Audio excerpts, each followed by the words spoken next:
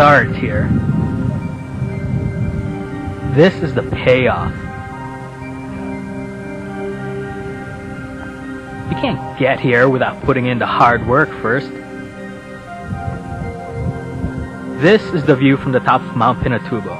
I know. It's beautiful, it's gorgeous, it's majestic. Trust me, we'll come back to it. I promise. But first, there's the drive.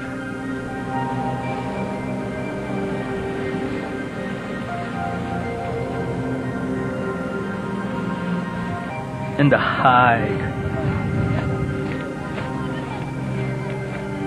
And the climb.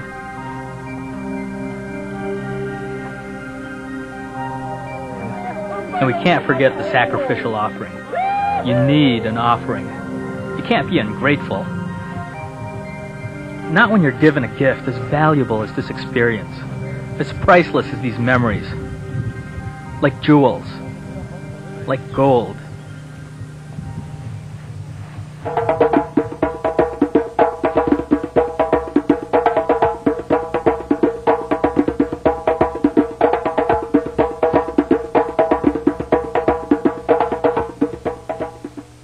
First, we have to step back. Start over. Gotta go back to the beginning.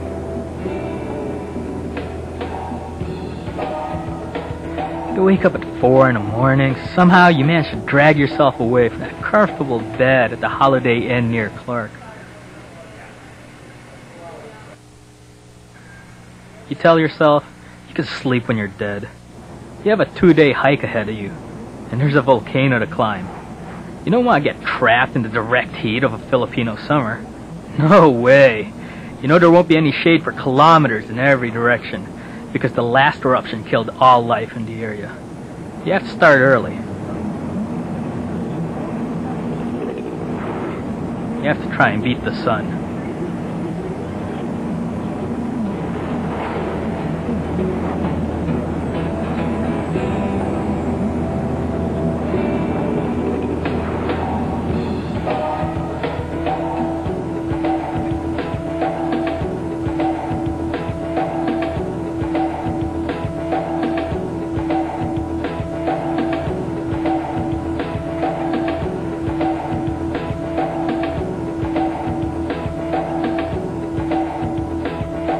First stop, Crow Valley, the unforgiving gateway to Mount Pinatubo.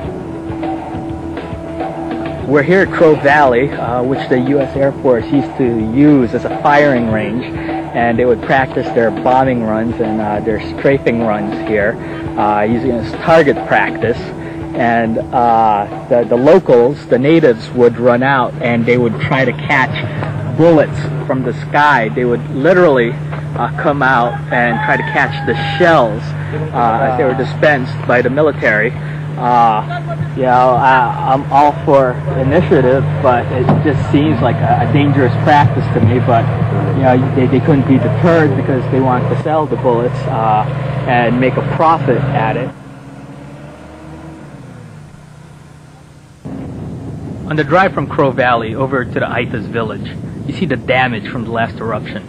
The terrain is jagged, hostile, and angular. It's a rough ride, even for a Jeep blessed with 4-wheel drive. That's why it's such a dangerous and highly questionable decision when, with an hour left in the ride, you've volunteered to climb on top and sit on the roof of the Jeep. You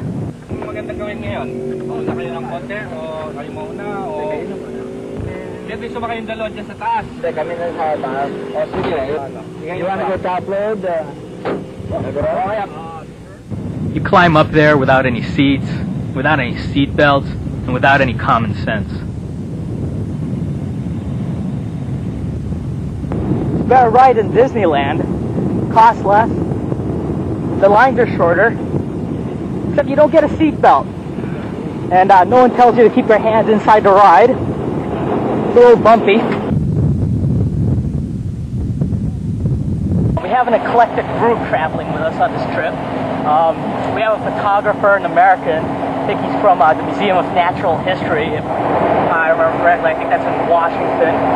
We have a lady, she's a journalist. She's writing for the Philippines Daily Inquirer. She's along with us, and our guide, who's very familiar with this area, and he's the one sort of leading this expedition. They're all traveling in the red vehicle behind us, and they all have the good sense to ride inside their vehicle. So the director, cameraman, and I are strapped to the top, the roof of our car, and we're traveling at a reasonable speed over some rocky and bumpy terrain. And they tell me, they give me their word that this is a popular way to travel in the provinces, and I can't imagine why. Yeah, I'd love to tell you that I'm just sitting back and enjoying the ride, but to be perfectly honest, I've sort of got death grip on the top of this luggage rack, and I'm just holding on for dear life. You hit one big rut, and everyone riding on top is sent sprawling, barely hanging on, and almost crashing to the earth, violently pulling out all the brackets on the luggage rack in the process.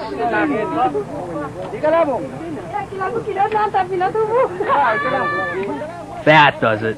Playtime's over. Time to get off the damn roof. Immediately. And you should ask yourself, what the hell were you doing up there in the first place?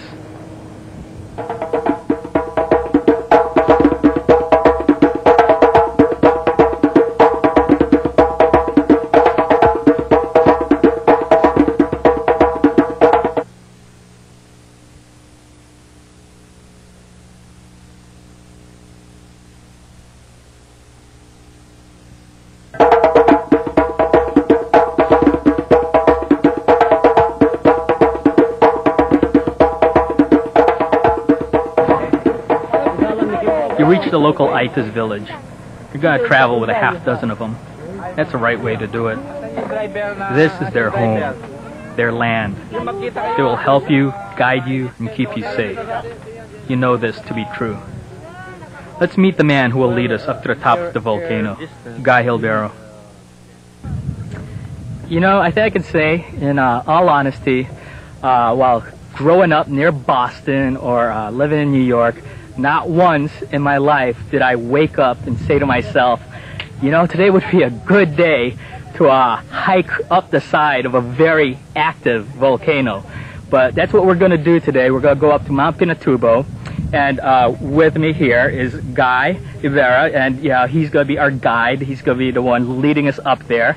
So why don't we talk to Guy for a couple of minutes, and we'll get a sense of the trek, and you know, we'll just talk to him so that we know what we're going to get into. Guy, how are you doing? I'm fine, thank you.